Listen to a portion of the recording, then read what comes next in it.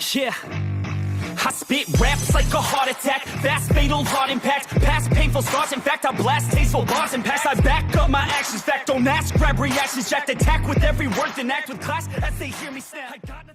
I remember when I first herniated my disc. Yeah, it was painful, you know, to have a disc just pop out. I was actually getting ready for the Arnold Classic at this time. It was December 1996, and I qualified for my first Arnold Classic. And the thing about it is I kept working out, you know. I was squatting 600 pounds, and, you know, 600 pounds for me is like nothing. I always do like, you know, 12 to 15 reps with that, and I was coming up on rep number 8, and pow, the disc just popped out. What happened was I took like a couple weeks off, 2 or 3 weeks off for the Olympia, and I thought, you know, my strength would still be the same, but it wasn't. You know, you lose strength after you take off time from working out. But I didn't know that at the time until I was coming up on rep number 8 and it popped out. Because for me, you know, straining and all this kind of stuff. So I went on over and did leg press, did my hamstrings, a couple exercises, came home and I ate, took a shower, put on my uniform to go to work, and I'm like, wait a minute, I'm still in pain. So I was getting ready to go to work, and I like, should I make this right turn and go to work, or should I make this left turn and go to the hospital? So I made the left turn, went to the hospital, and found out, you know, I had a herniated disc. When they told me that I had a herniated disc, he said, you can either have surgery, or you could rehabilitate this yourself by, you know, going to chiropractor or whatever. So I like, surgery's out. Because I had a buddy that said, man, hey, whatever you do, don't ever have back surgery, because once you do, it's over. You know, you never be the same. Yeah. So I opted for the chiropractor, and it did me a world of good. You know, for 2 weeks after that herniated disc, I laid on the floor, you know, in my house, didn't go to work or nothing, and just kind of like went to the chiropractor every single day. And they got me to the point where after 2 weeks, I was able to go back to the gym and start back working out and get ready for the Arnold Classic. That happened in '96, December '96. Funny thing about '97 is when I went back to training, of course, the first thing I do when I go back to the gym is squats.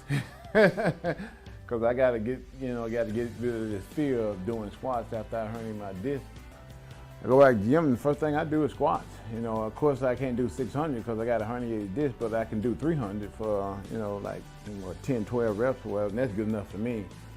So I go back and get ready and do my first show with the Ironman in the Arnold Classic. So I go back in '97 and I get beat. And, you know, I thought I'd do a lot better, you know, since, you know, I've been competing for a while, and, you know, this is about my 5th year being a pro. I'm real discouraged. I'm like, man, I don't know. Is this for me? Am I supposed to be doing bodybuilding or what? You know, I got a job at the police department, making a lot of money. I got a good career. You know, I got all these part-time jobs. Back then, you know, I was working for my apartment complex, you know, free rent there. And then I would work at Denny's on the weekends, you know, making cash money, $80 a night. And then I had another job at the Western Warehouse where I would make cash money over there sometime, you know, like $80 a night there too. So, you know, I'm doing pretty good in the police department, you know. I'm thinking like, do I really need bodybuilding, you know? Because I'm driving nice cars, got free rent. So I go on to the Arnold Classic, and man, my placing, I'm going by the call outs, you know. I'm like, dang, oh man, Lee Priest gonna beat me again. And this is not looking good. So I went back to my room. I was so discouraged after pre-judge, and I told my girlfriend at the time, Vicky Gates, she was a pro bodybuilder, and she was competing in Arnold Class. I think this might be my last show. And she looked at me, she said, boy, shut up, you ain't about to quit. And I'm like, you got a point there, you know, if I quit bodybuilding, you know, I lose my free membership to the gym. Because, you know, the reason why I got into sport is because, you know, Brian told me he'd give me a free membership if I competed. You know, if I could quit competing, then, you know, I lose my free membership. And I thought about that. I'm like, no, I think I'm gonna stay with this. So that was a hard lesson for me to learn right there, you know, from being injured and coming back and trying to get back on track and everything. And it gave me a lot bit more confidence to hang around in the sport.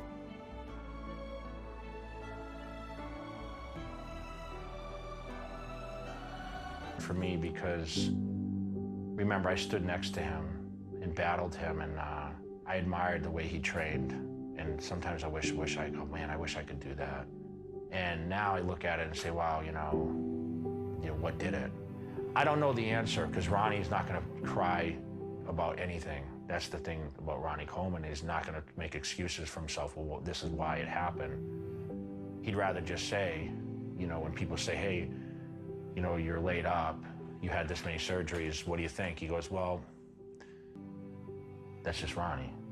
Everything negative is a positive to him, and that's why he's great. And I said, you even carrying your food around, you're so serious, measuring out your food, you're doing, you gotta just relax, Ronnie. So he goes over to his coffee maker, pours the coffee in a cup, then he goes to the refrigerator and pulls out a bottle of vodka, and he pours that into the cup. And he says, drink that. I'm like, I don't drink no alcohol, Kevin. You know that? I don't drink no alcohol, man. Man, bodybuilders can't do that. dude, I don't drink no vodka. I don't drink alcohol. I said, look, big dog. I said, listen, take a shot of this vodka, man. You'll be all right. I said, you know, just chill, man. Take it easy. So he took a shot. Man, you sure? I said, yeah, I'm sure. So I'm like, okay. So he drank it, and Man, this stuff don't taste right, man. I ain't used to this in my body, but if you say do it, I'm gonna do it. I said, all right, go ahead and drink that. All right, so he drank it. We sat down and talked a little more. Talked about training, working out. I gave him another shot. Gave him another shot. Gave him another shot, right? So about a fifth shot, he's like, Man, this stuff pretty good. You got it. Let me have another shot of that. Man, that vodka, that made me feel real good.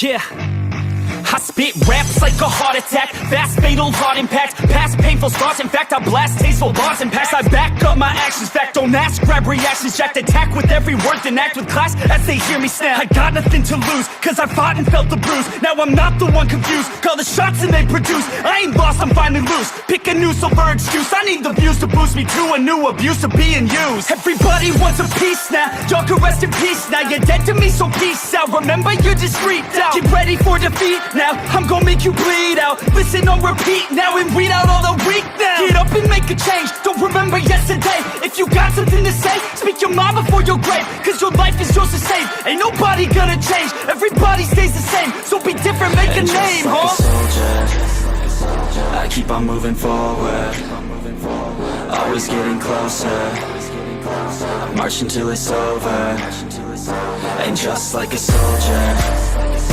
I keep on moving forward, always getting closer, I'm marching till it's over. And just like a soldier, I keep on moving forward, always getting closer, marching till it's over.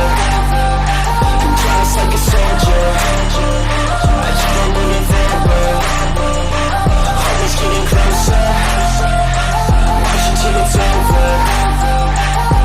It's ridiculous, I'm spitting this meticulous and limitless, while others out there spitting shit got hits up on the charts and shit. I see why other artists quit, cause people don't reward good shit. They love to hate but hate to live. Society, you swing and miss, and honestly I get it, promise me you won't regret it. Wasting energy, forget it, don't look back, go on and get it. Bite the bullet just a bit, bite your tongue and don't say shit. Make your actions hard to miss, be a legend not a myth. Yeah. It's obnoxious that I'm conscious, rapping honest as promise, try to harness. As an artist, stay modest, it's a long quest, I will not quit till 10,000 people going off when I drop this. I gotta make it now, swear to God I'm breaking out, swear to God I'll take a bow, stand the stage with the crowd, cause I got it figured out. I'm just honest and I'm loud, saying modest but I'm proud, no I never had a doubt. Just like a soldier, I keep on moving forward.